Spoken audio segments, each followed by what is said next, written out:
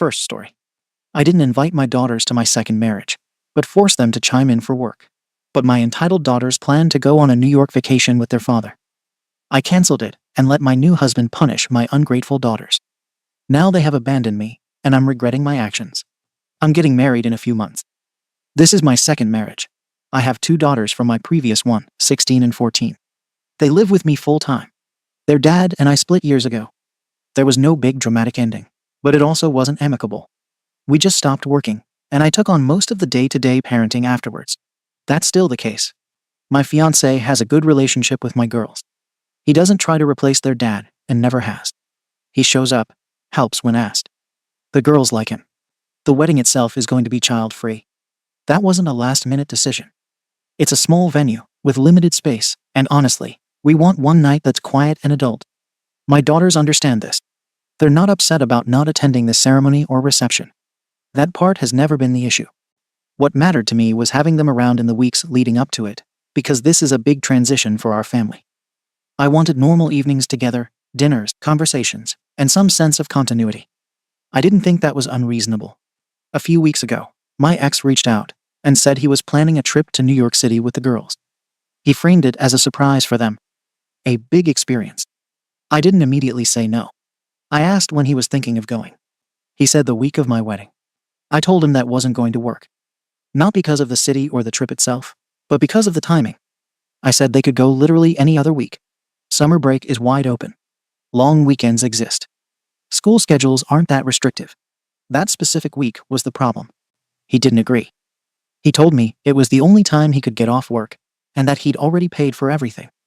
He also mentioned that the girls were excited about the trip. I told him again that I wasn't saying no to the trip, just the timing. I said I wanted the girls with me that week. He said I was making my wedding more important than their relationship with him. That's where the conversation ended.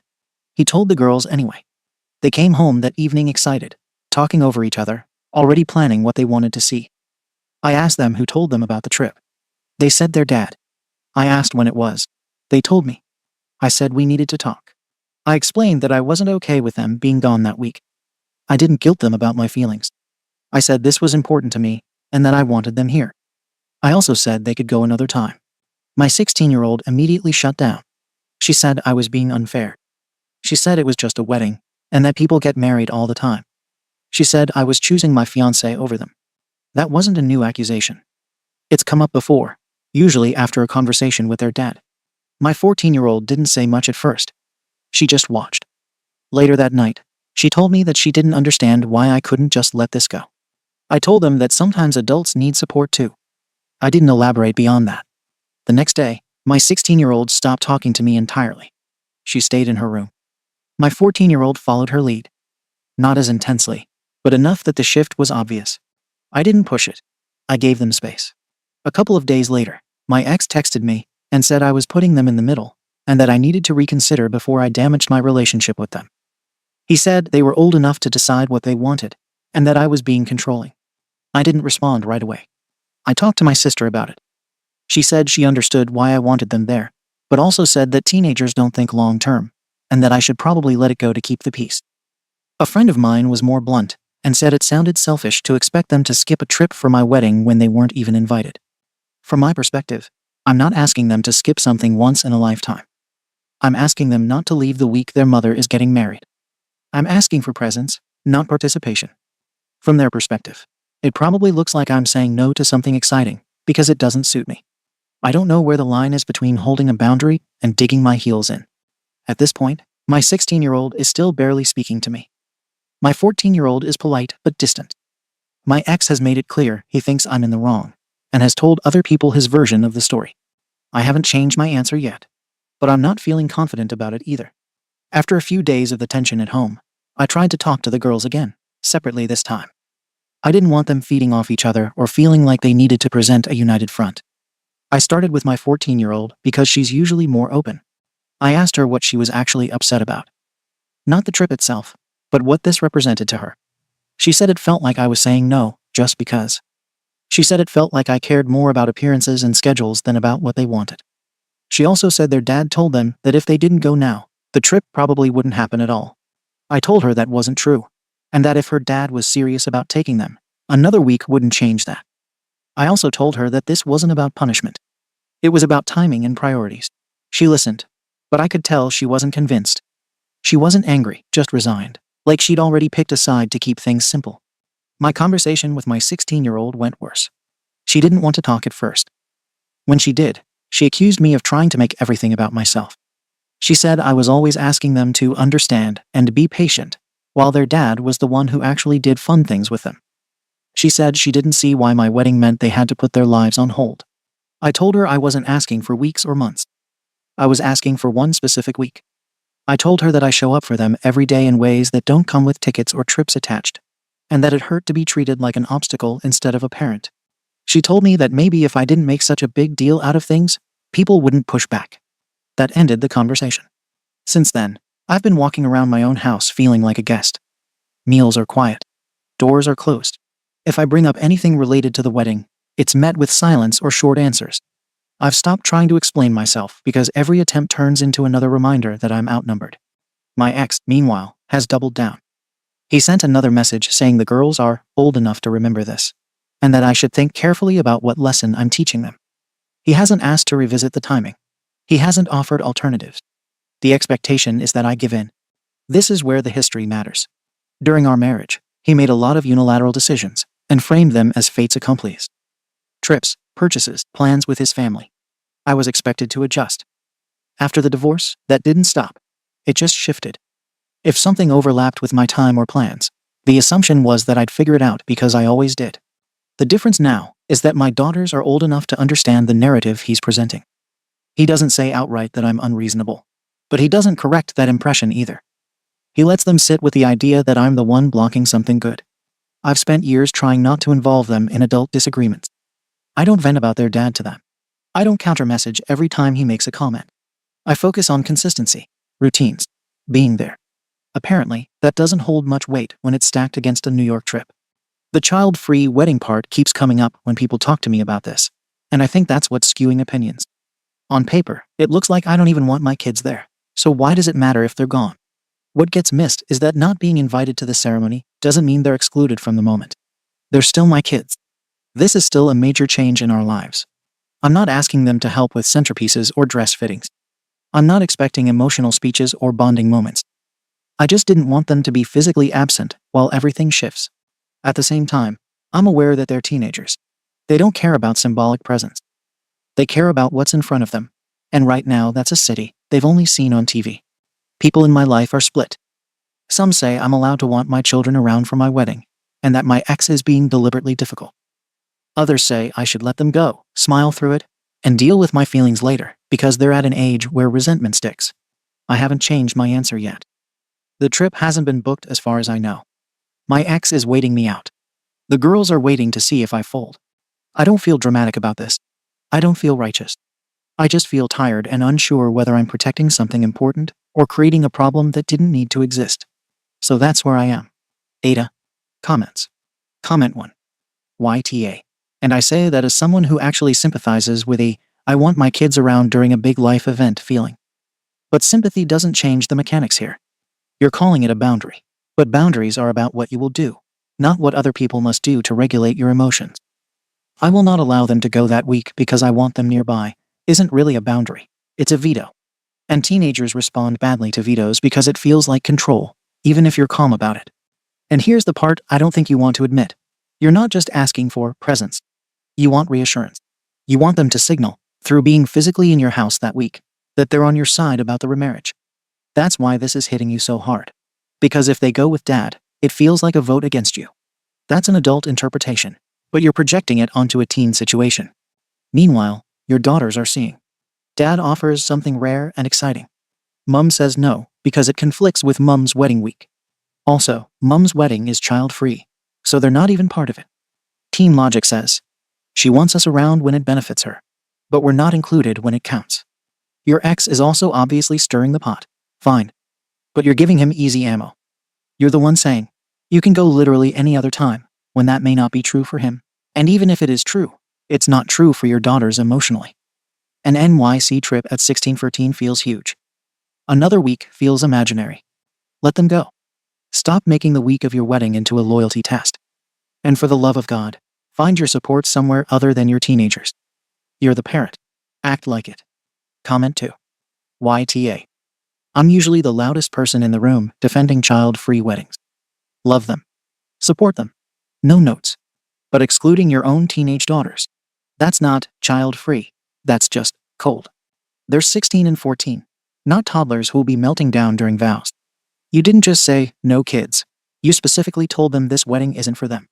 And then you're shocked they don't want to hang around all week being emotionally available and supportive for an event they're not welcome at. From their point of view, it probably looks like this. Mom's wedding is adult only, so they're sidelined. But suddenly their presence is very important when it's convenient for her.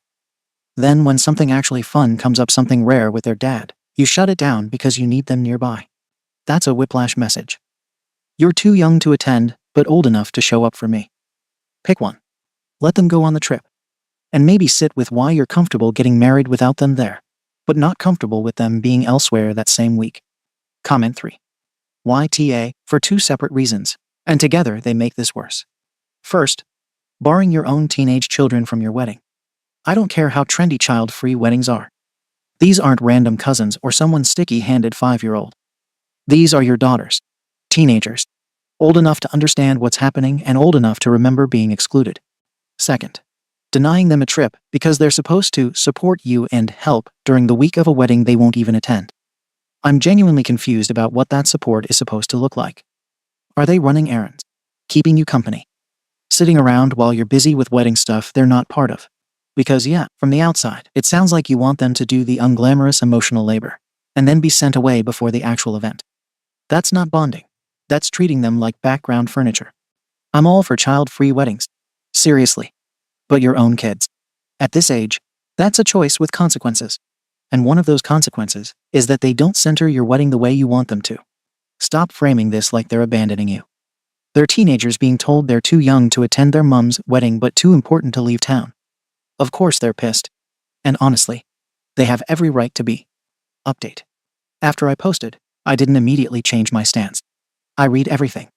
The comments calling me selfish, cold, short-sighted, all of it. Some of it stung because it hit closer than I expected. Some of it I still don't agree with. What I didn't do was suddenly flip and pretend I was wrong about everything. I sat with it. I spoke to my ex again. I told him, very clearly, that I never asked him to cancel the trip entirely. I told him that from the start. I said I wanted the girls home that week because this was a major life moment for me, and I wanted their support and presence around it. I wasn't asking them to plan the wedding or be my emotional crutch every hour of the day. I wanted them in the house, part of the transition, not gone. He told me it didn't matter what my intent was, because from the girls' perspective the outcome was the same. No trip. He said he wasn't moving it. If it couldn't happen that week, then he wasn't doing it at all. He said he simply couldn't change the dates. I didn't ask him to cancel it. He chose to. I want that clear. He told the girls the trip was off because your mum wouldn't allow it. That phrasing was deliberate. I didn't correct it publicly. I didn't sit them down and counter every word. At that point, everything felt fragile enough already. The older one stopped engaging completely. She stayed in her room, packed her things, and made it clear she would have gone if she could. She said very little, but what she did say stuck. That I wanted them around not because I cared about them, but because I wanted help and validation for something they weren't even invited to. I told her that wasn't true. She didn't argue. She just didn't believe me. The younger one stayed home, technically. Emotionally, she checked out. She followed her sister's lead in silence, rather than anger. She started spending more time on her phone, more time out of the house, and more time asking when she could go stay with her dad, for a bit. About a week before the wedding, there was a fight. My 14-year-old told me she felt like I cared more about this wedding than about how they were actually doing. She asked me why I needed their support if I already had a fiancé and friends and family backing me up. She asked what would have happened if they had gone, would I really have fallen apart? I didn't have a clean answer. I told her it mattered to me. I told her I wanted my daughters around for something important in my life. She said it didn't feel important to them the way it did to me. That conversation ended badly. We both walked away upset. I didn't chase it down because at that point everything was already scheduled, paid for, and locked in. The wedding happened. My husband was fully supportive of me through all of this. He agreed with my position. He felt that asking the girls to be present during a major transition wasn't unreasonable. He didn't push me to change my mind. He didn't suggest compromises I hadn't already considered. He stood with me, which mattered in the moment. The day itself went exactly as planned. Smooth. Calm. No disasters. I won't pretend otherwise. I enjoyed my wedding. I was focused on it. I didn't spend the day spiraling about what was happening at home. I let myself have the day. The girls weren't there. That absence was noticeable, but not disruptive. It sat quietly in the background. After the wedding, the dynamic at home didn't reset. If anything, it solidified. The older one stayed distant. The younger one became more withdrawn. She didn't lash out, but she also didn't lean in. She asked more than once if she could go stay with her dad for longer stretches. I didn't say no, but I also didn't encourage it. I'm aware of how that looks. Now we're about to leave for our honeymoon. This is the part I've been struggling with the most, and the reason I'm writing again.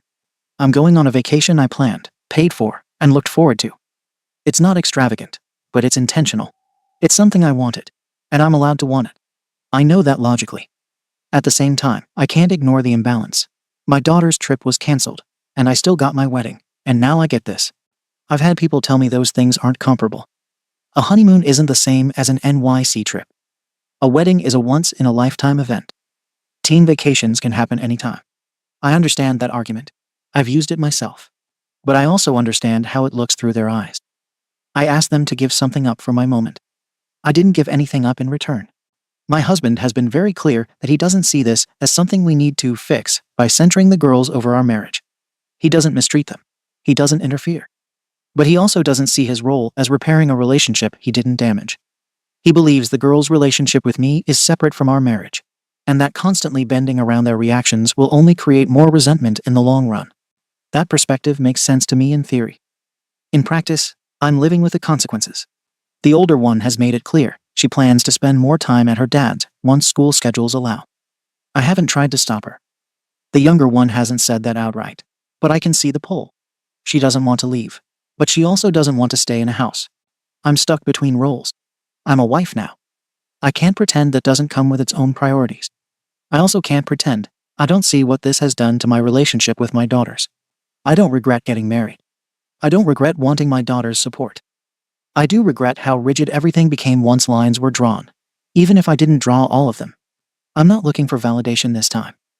I'm trying to understand whether this was an unavoidable fracture or a preventable one that I misjudged. That's where things stand as we get ready to leave. I'm still asking the same question, even if the answer is harder to hear now. Ada. Comments. Comment 1. I'm going to give you this. Your ex is absolutely being petty and strategic. The "your mum wouldn't allow it" phrasing is calculated. He wanted to be the fun parent, and you to be the wall. That's textbook. But here's the problem. You handed him the bricks. You're so focused on intent. I didn't want him to cancel it, that you're ignoring impact. Teens don't live in intent. They live in what happened. Their dad offered a rare trip. You said no. They lost the trip. The details of custody negotiation or PTO reality don't matter to them, they just know who said no. And the child-free wedding is still a giant unspoken thing. You're acting like you wanted them around as family, but you didn't want them at the actual event. So what are they to you in that weak family or support staff? Because their takeaway is, we're included for the boring stuff and excluded for the important stuff. You can deny that's what you meant, but that's what it feels like from the kid's side. Your husband's "not my job" attitude is a red flag too. Not because he has to parent them, but because you're clearly drifting into a household where your kids are a separate compartment you handle alone. That creates a wedge over time. You're already seeing it. Your ex sucks. But you still made the choice that hurt your kids. Both can be true. And if you keep treating this like an unavoidable fracture, instead of a predictable consequence, you're going to lose the younger one too. Comment 2. YTA. Because you turned something flexible into a test. And kids always fail those. You could have handled this in about 10 other ways. You could have let them go and planned a separate, intentional moment with them around the wedding. You could have invited them to the ceremony. You could have owned your feelings instead of framing them as expectations. You didn't. You chose the one path that made it about who gets to decide. And I don't buy that this was about presence alone. You say you didn't need help, but you absolutely needed reassurance. You wanted to feel like your kids weren't drifting as you started a new marriage. That's understandable, but it's not their job to fix. Your ex didn't help, but he didn't create this dynamic. He just exploited it. The real damage came from you refusing to let the situation be imperfect. You wanted it your way because it was your moment. Now your daughters are choosing their father. and you're about to go on a honeymoon wondering why everything feels hollow. This didn't have to be a catastrophe. It became one because you treated flexibility like weakness and control like stability. Comment 3. YTA. And I think the reason this blew up is because you're pretending there wasn't a hierarchy choice made when there absolutely was. You picked an order of importance. Wedding, then marriage, then honeymoon, then kids wants. That's not automatically evil, but it is a choice, and your daughters felt it immediately. Especially the younger one. She didn't explode because she's still hoping you'll pick her sometimes. That's actually the sadder reaction. You keep saying you didn't want the trip canceled, but you also say you wouldn't budge on the week. That's like blocking the only exit and then saying, I didn't tell you to stop walking. Functionally, the same result. Teens don't parse nuance like adults do, and honestly, neither do most adults when emotions are involved. What really concerns me is how comfortable you sound with your husband's position that this isn't his problem. Once you married him, your kids became part of the household ecosystem, whether he likes it or not. He doesn't have to be dad. But total disengagement is how resentment grows quietly. You're already standing in it. You didn't just ask for support. You demanded alignment. They didn't give it. Now you're surprised the relationship feels colder. Update. The honeymoon was, objectively, great.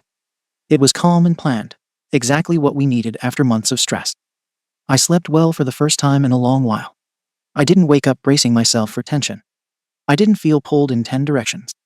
For that stretch of time, I felt settled and supported in a way I hadn't in years. That's part of the problem. While we were away, my husband handled communication with my ex. That was a joint decision. I was drained and emotionally worn down, and I didn't want to be the constant mediator anymore.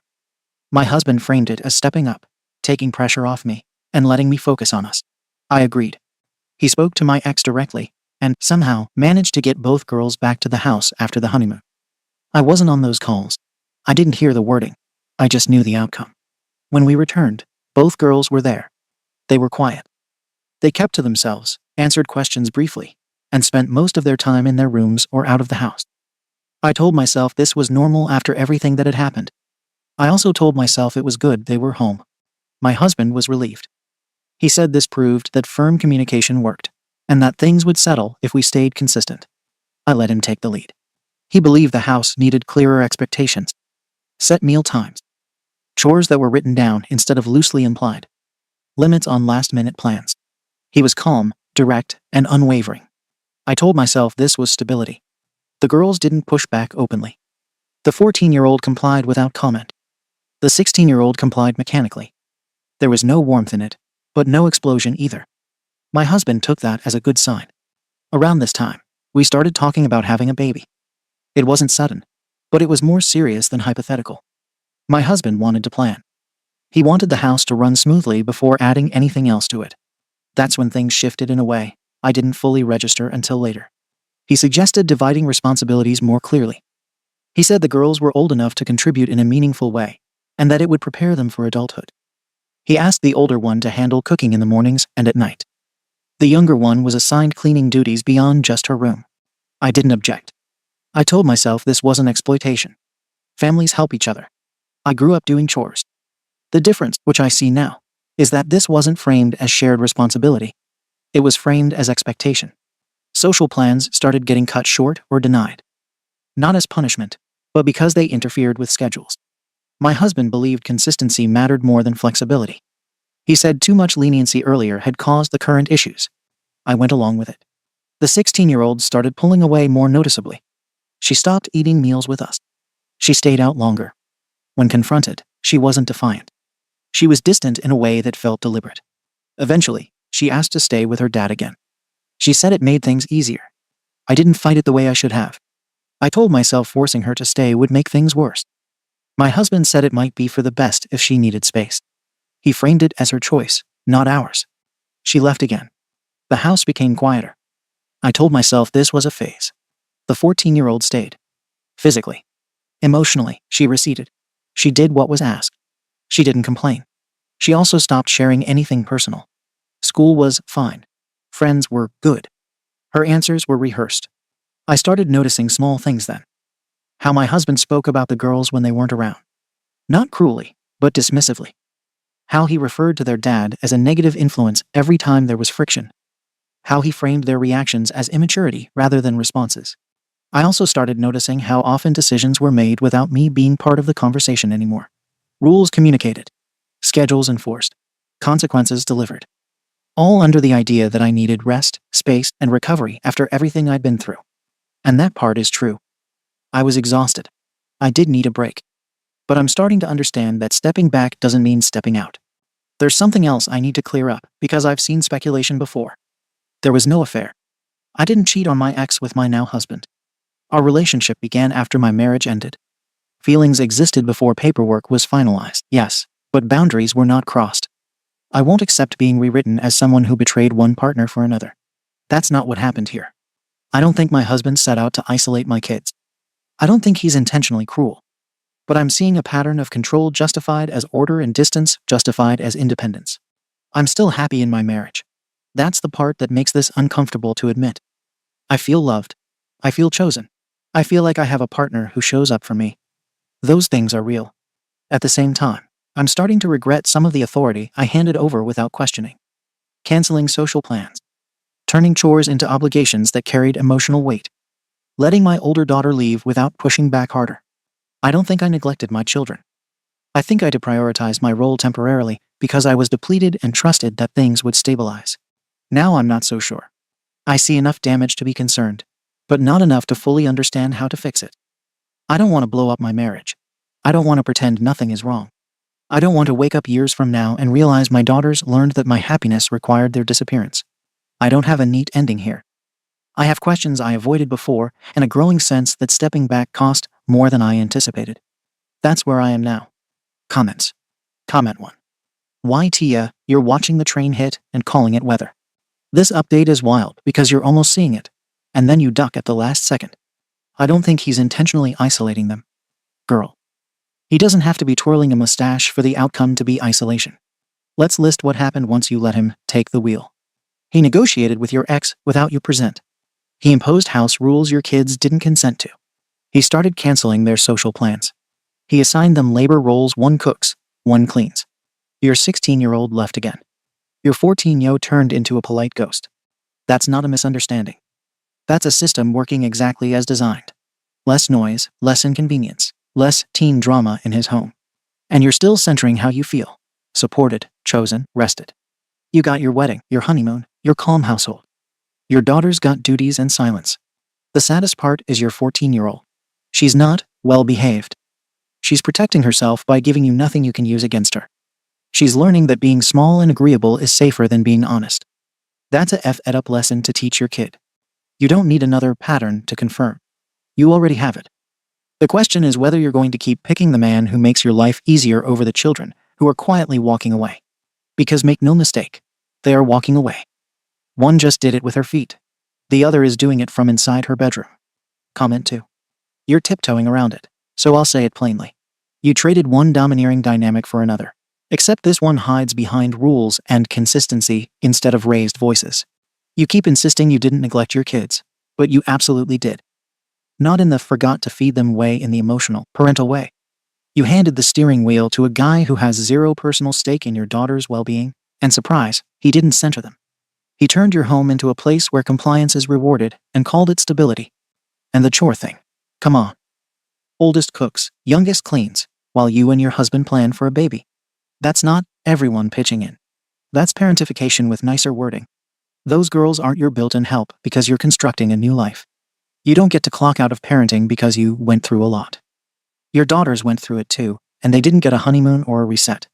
Also, the fact that your husband handled your ex and got the girls back without you even knowing how that conversation went is a massive red flag. You don't even know what was promised or implied about your own children. Your 16-year-old leaving again isn't a phase. It's her opting out of a house where she's treated like a tenant who owes labor. And your 14-year-old will follow once she's old enough to make it stick.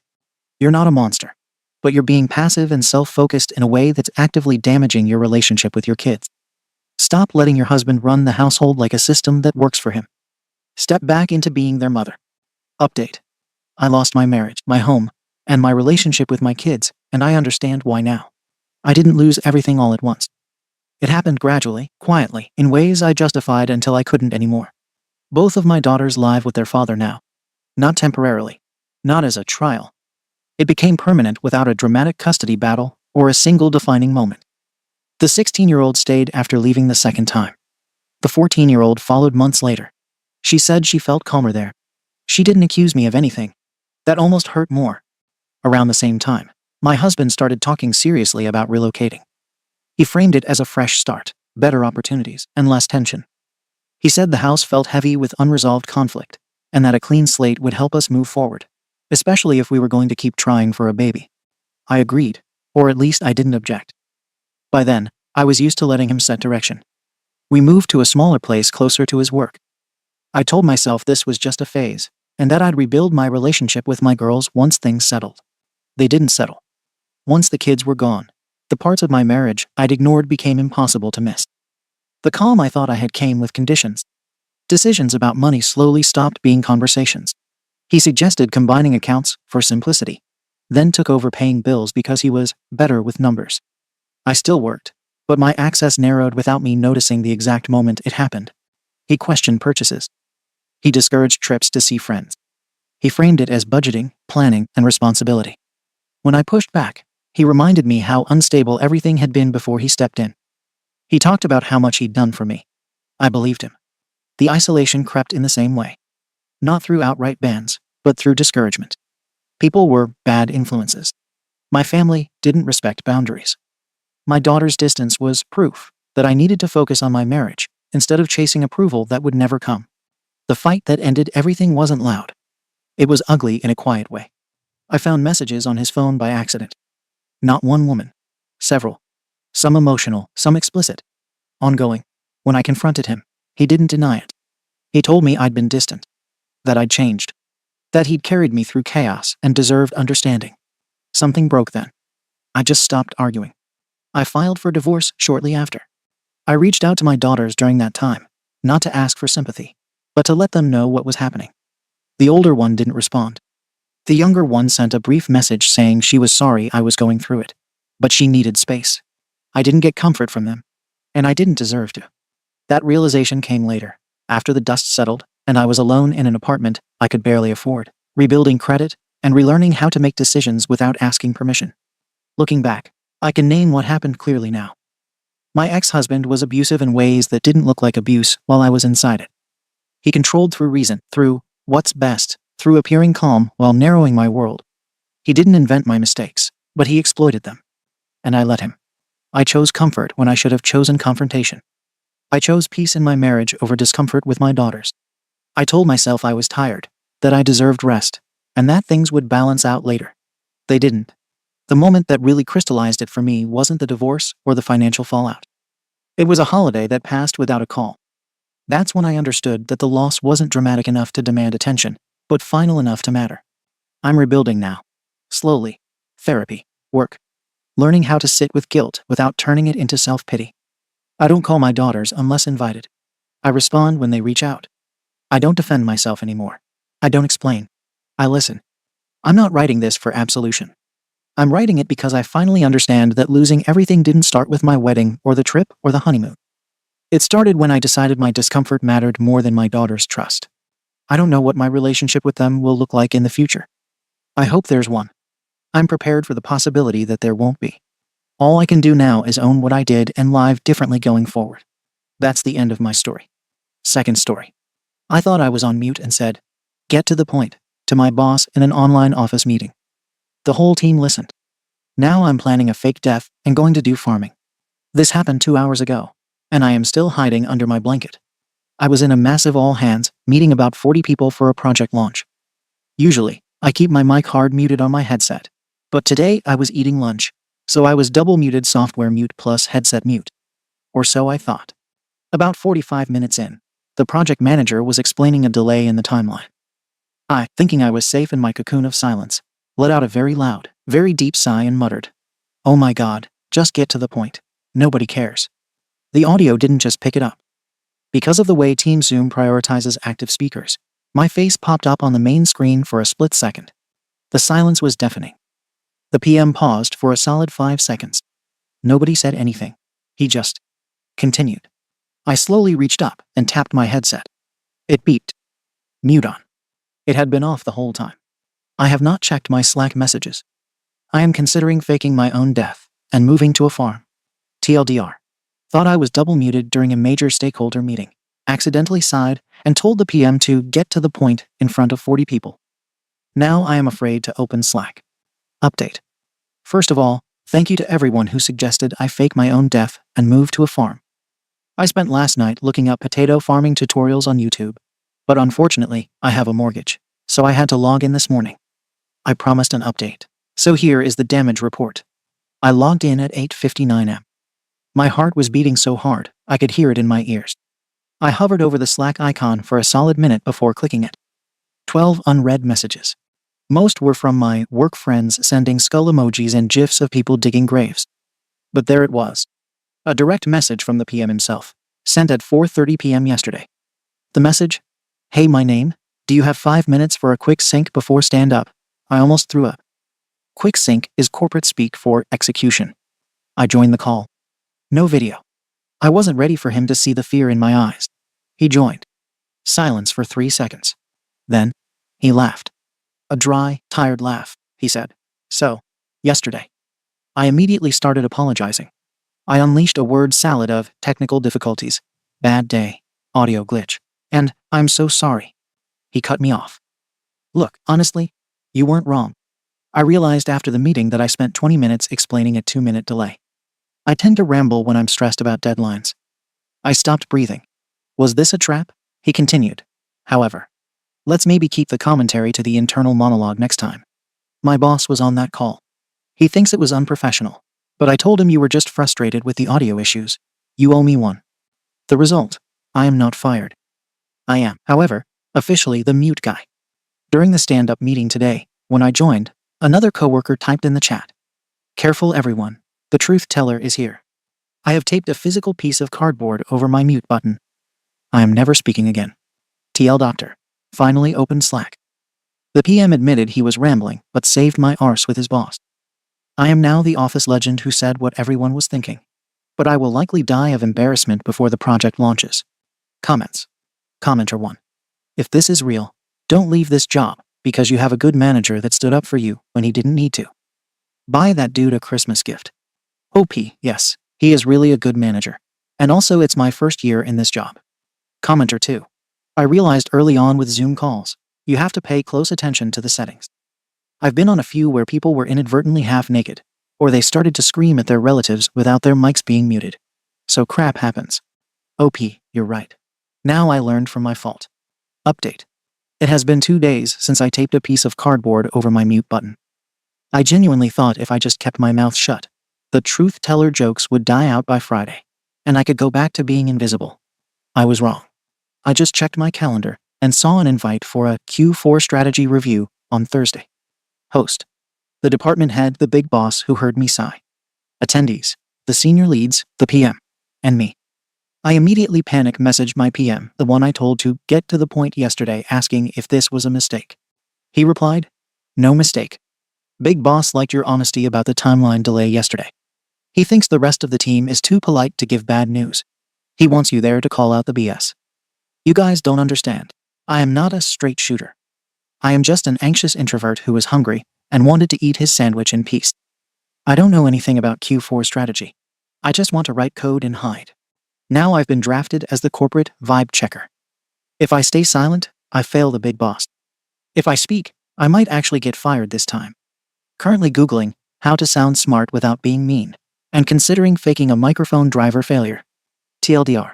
My accidental insult was interpreted as leadership potential. Now the big boss wants me to sit in strategy meetings to roast people. I am unqualified for this. Comments. Commenter 1. My God, you're George Costanza. Tip. If you act annoyed, people will think you're busy and leave you alone. It was incredible, Jerry. In one brief, shining moment of exasperation, I launched a career.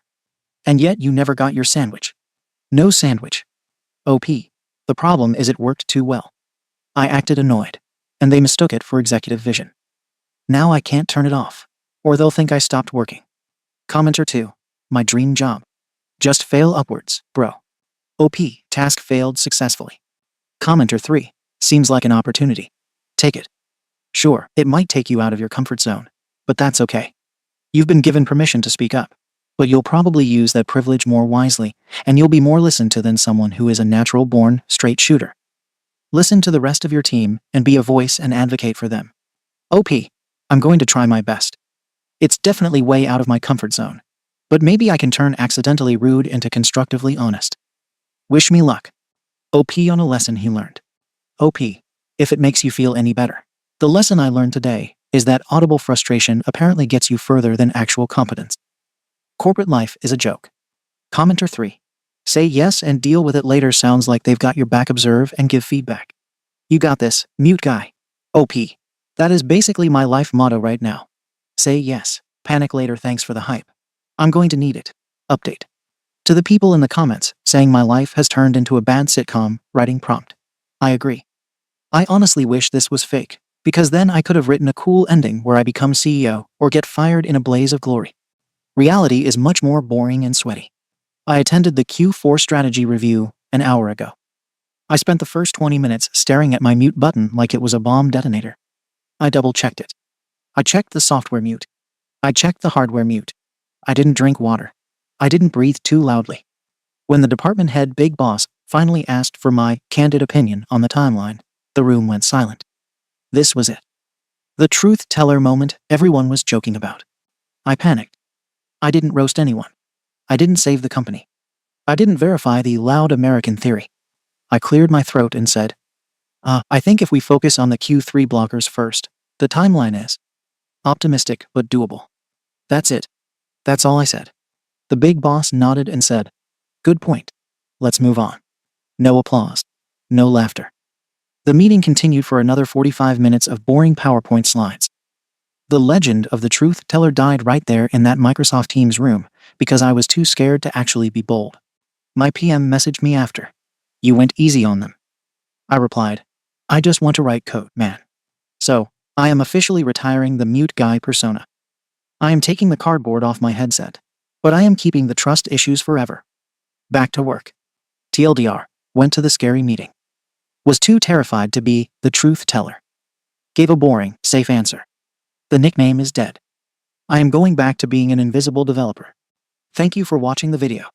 If you are interested in listening to these kinds of stories, we've got more in store for you. Simply subscribe to our channel, hit the like button, and share it with your friends.